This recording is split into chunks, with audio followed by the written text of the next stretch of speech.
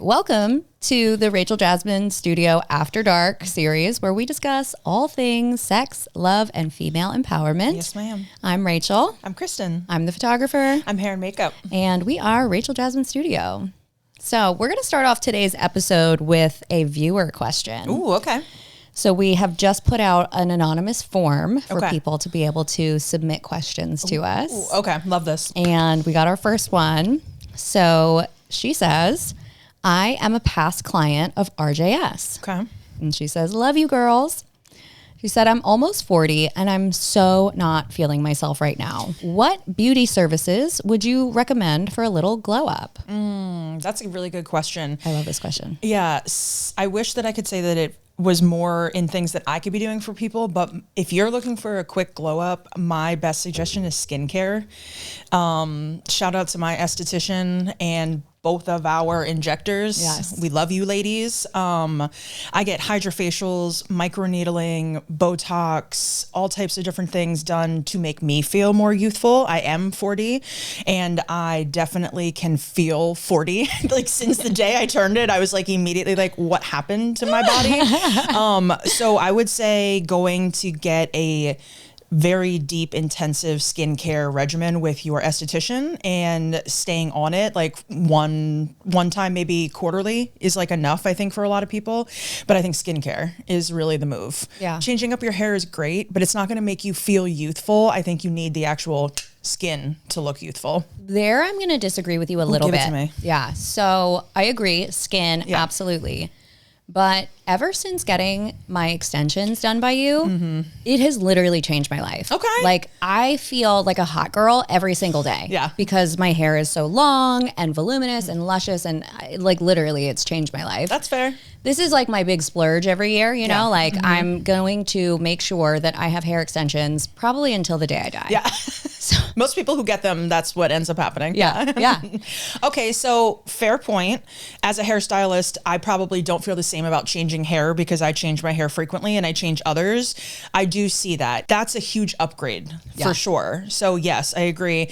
If you're a person who isn't happy with the fullness, the color of your hair, but you're scared about damaging it, extensions is going to change all of that. Yes. So we haven't listed cheap things to do for yourself, but we have listed things that are going to make you feel better. So getting that skincare and then maybe some extensions is not the worst idea.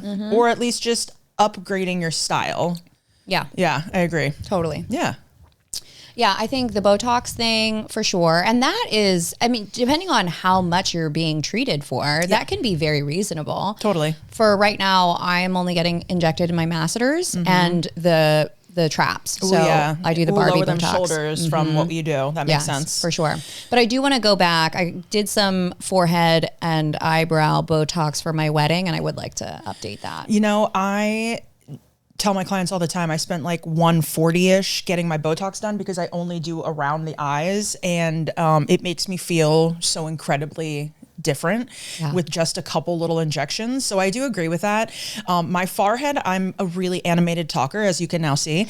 And so when I look in a mirror at the salon and my forehead isn't moving, I actually don't like it as much on me. So I don't do my forehead. Yeah. But I do agree that getting rid of all of these fine lines that set from me being an animated person is so much nicer, and it can be done super affordably. Yeah, definitely. I agree with that. We both get our masseter because we both have jaw issues.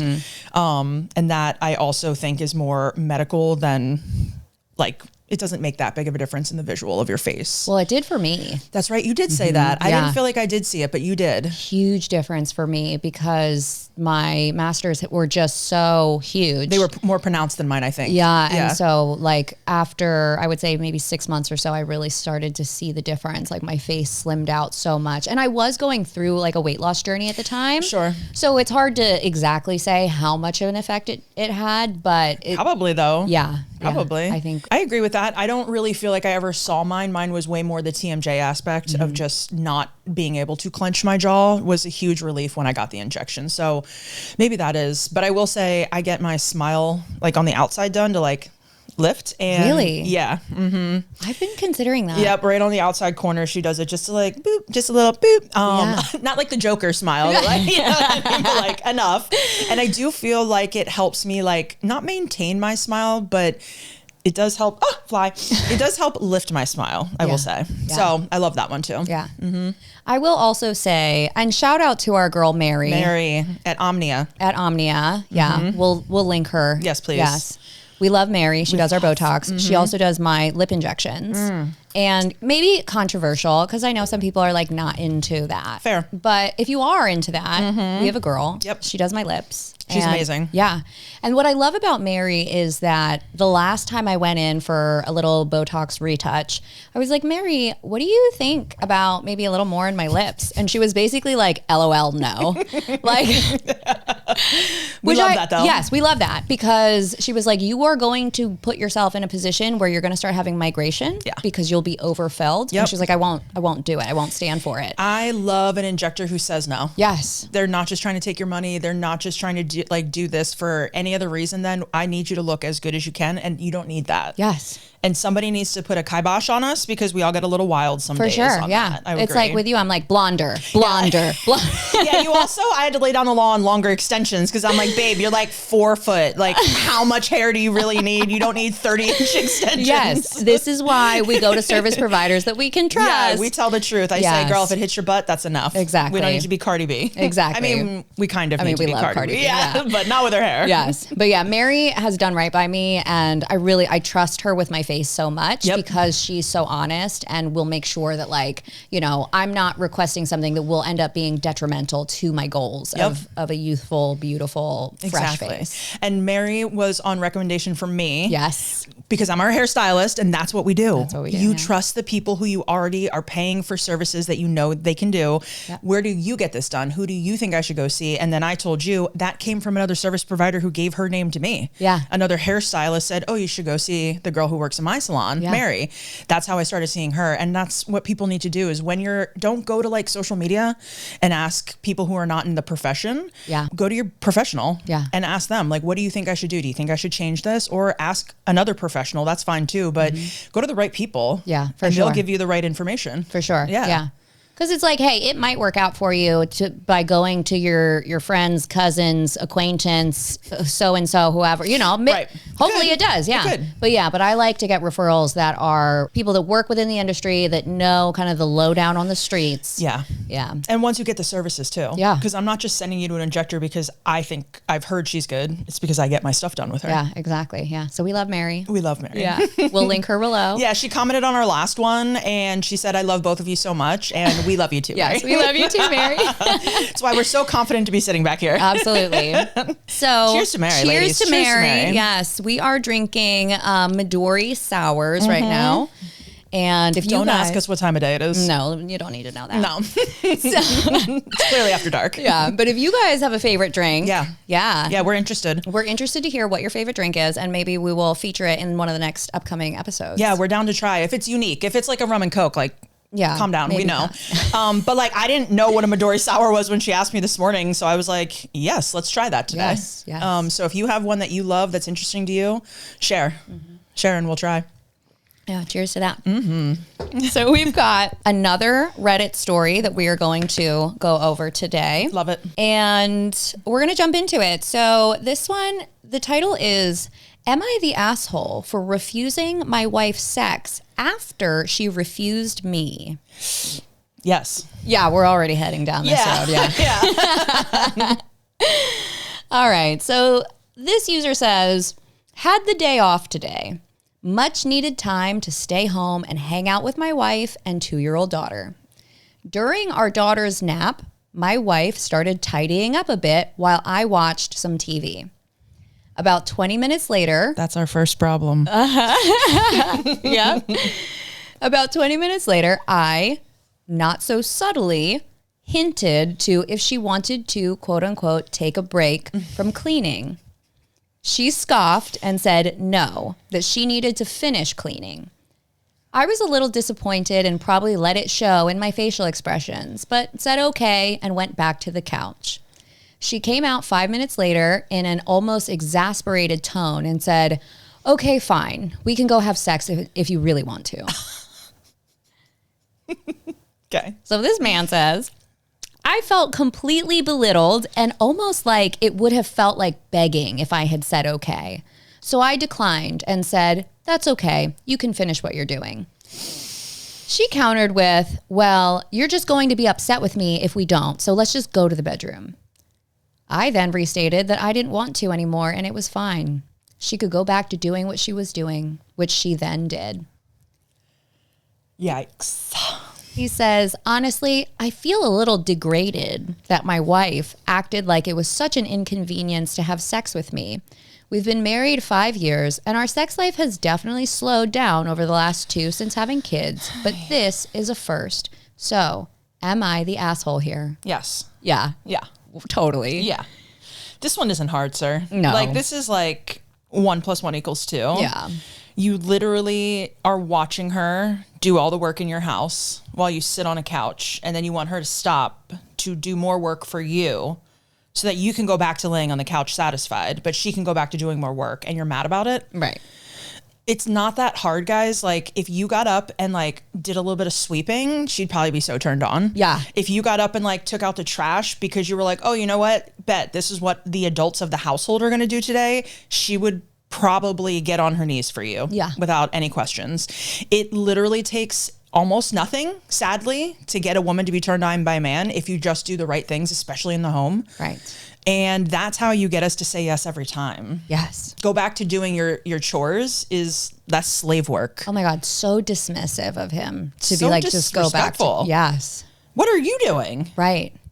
So this is your day off and I'm supposed to stop what I'm doing to take care of you. Right. Go take care of yourself. But you know what's also telling is that her response was basically like, if I don't have sex with you now, I'm never going to hear the fucking end of it. Mm-hmm. So it's like, how have you been treating her prior to this moment that she now feels like she's just got to like service you so that she doesn't hear about it all day long? Right. Also, why do you think that it was like a big get on her to be like, never mind, I don't want to have sex with you? She was probably like, Yeah, for sure. Wonderful. Right. I don't have to stop and do this. Yeah. Like, that's on you. You're not. And also, what are we, 5? Like, well, she didn't invite me to her birthday party, so she's not coming to mine. Yeah. Okay. Child. Yeah. Like, we don't do that with relationships, adult grown relationships either. No. Have a conversation. Say, babe, what is it that happened today that made you not want to have sex with me? What could I do differently tomorrow? Yeah. That conversation would have turned her on immediately. Right. Like, immediately. Right. It's so easy. Communication is literally all it takes. Yeah. All it takes. So, no, she's not in the wrong. Yes, you are. Yes, correct. You are the asshole, sir. I found the asshole, but it is still the guy. Yeah. Yeah. Unfortunately. Yeah. You know, I think a lot of these things are, you know, kind of. It's communication issues. Yeah. Yeah. It's also knowing that like your wife isn't your maid and she's not your personal prostitute either. Like, she's not your sex worker. So you don't get to just like ask her for sex whenever you want it. And if her answer is no, that's an answer. Yeah, for sure. No. And maybe you could have said, all right, but like, babe, like maybe later, and had a conversation, but that's not what you did either. You stomped around like a little petulant child because you didn't get what you wanted. Right. Exactly. Not going to work either. Nope. All things that you're doing that aren't going to get you the result you were looking for. Right. Literally. There's a lot of these men in these Reddit threads that are coming to the table with these stories that are essentially unhappy with the amount of sex in their relationship. Mm-hmm. And you know, obviously, like, there's no one size fits all for anything, but like my husband and I have a very active and healthy sex life. Mm-hmm. And the key to that for us is like frequent communication about like how we can continue to sort of like make each other feel loved inside and outside of the bedroom. Yeah. You know, we talk about that. We, you know, make plans. We look forward to things. But also it's like, what can I take off your plate today? Yeah. You know, him and I are constantly playing this game of like, you know, tag, I got you back in like a positive way, you know, like, oh, I did the dishes, or, oh, I cooked that chicken so you don't have to do that later. In the summer, I'll be like, I jumped on the mower for like 5 hours today because I wanted you to just relax when you got home. And it's this reciprocal thing where we keep doing that for each other. And it really does translate extremely well in the bedroom for both of us. It's true. I saw another podcaster say something along the lines of, men think that foreplay starts in the bedroom and foreplay starts at like 8 a.m. when you start speaking to us. Yes. when we are making everything in the morning, cleaning up in the morning, getting the dishes in the dishwasher, and you're sitting there drinking coffee, reading the paper. Yeah. That's the start of our foreplay. Yep. We're already dry and turned all the way down. Yes. So now you're starting from hell and you got to get us all the way up here. Yeah. If you just like woke up and decided, you know what I'm going to do? I'm going to make sure my wife feels loved and appreciated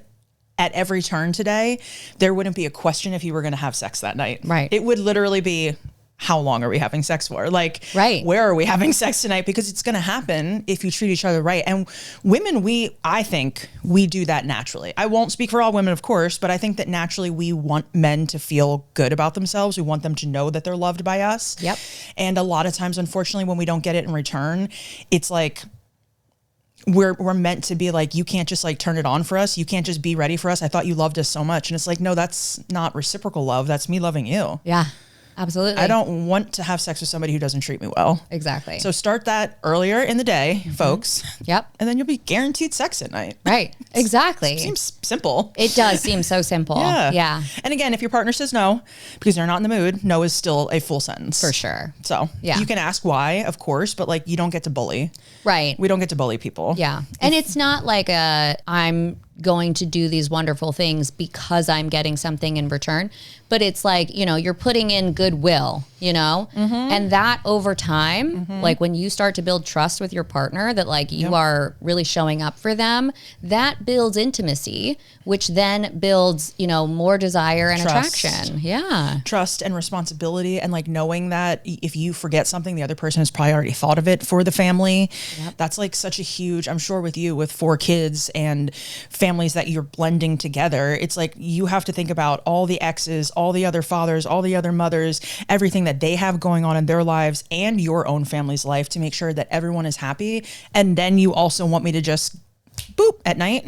Right. You didn't help with none of that and you just want me to be okay with sex tonight? No, because Brian does a lot of that stuff. Oh my gosh. He helps, he figures it out, he plots, he plans. I'm sure he writes down scheduling things like that. Yeah. Hot. I was talking to a guy on a dating app the other day and he was like feeding me lines about how attractive I was. And I was like, okay, that's great. Like, that's fine. But like, I don't find myself to be, that's not my best quality. Like who I am is a pretty good thing. Yeah. And then he said, all you have to do is tell me. And like, I'd be happy to communicate that with you. And I was literally like, I'm what, sir?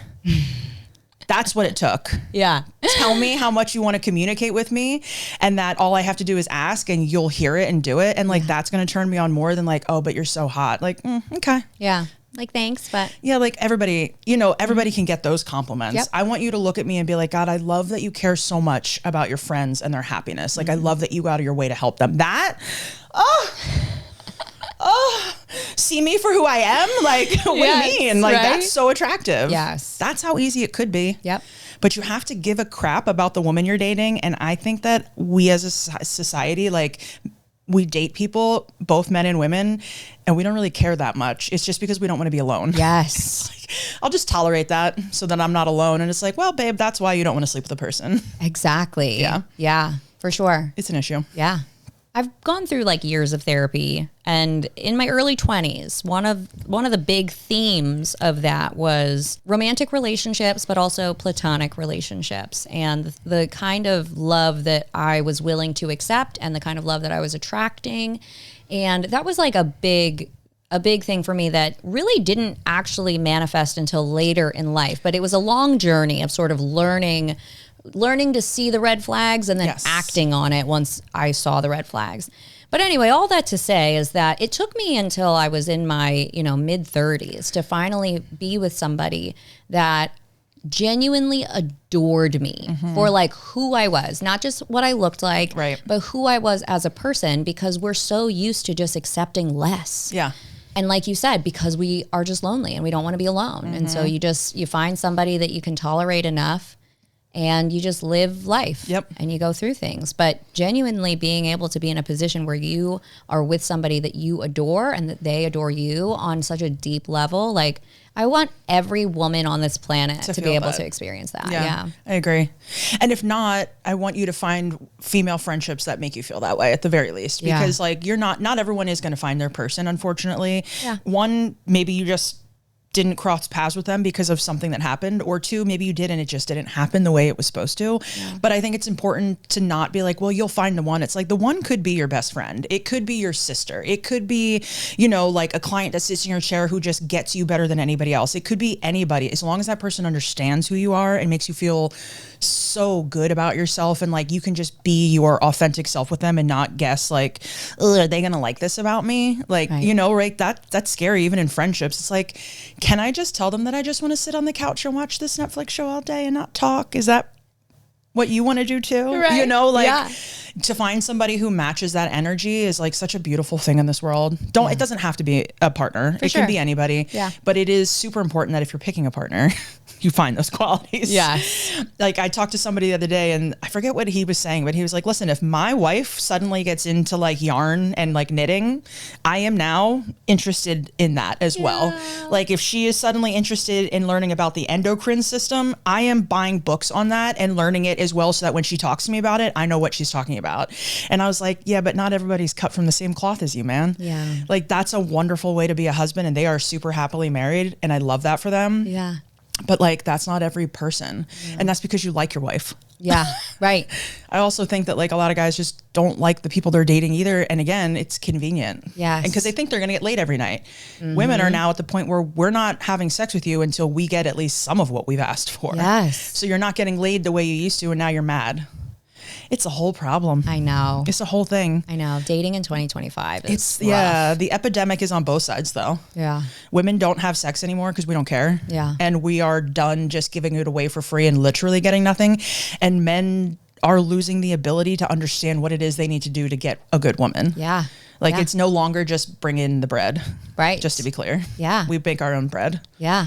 Homemade sourdoughs. Well, that's like a thing that's being talked about a lot right now. I feel like I keep running into this conversation about how men today are not filling that traditional role of the provider, Mr. Fix-It-All, Mr. I can go build a house. They're in more of these white collar kind of jobs that maybe don't have like trade skills and things. And so they're lacking in that, you know, on this large scale in society, but they're also lacking in emotional intelligence. Yeah. And so they've kind of got all of this stuff stacked against them. Agreed. When being a partner, trying to learn how to be a provider. You know, because it's not necessarily their fault in a sense, because we live in a society now where it's like men on the level that they used to don't have to know how to work on cars or build a fucking outhouse, you know?